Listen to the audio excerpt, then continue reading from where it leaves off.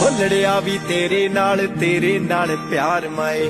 ਤੂੰ ਹੀ ਮੇਰਾ ਰੱਬ ਬਣੀ, ਤੂੰ ਹੀ ਮੇਰਾ ਯਾਰ ਮਾਏ। ਤੂੰ ਹੀ ਸਭ ਕੁਝ ਐ, ਦੁਨੀਆ ਬੇਕਾਰ ਮਾਏ।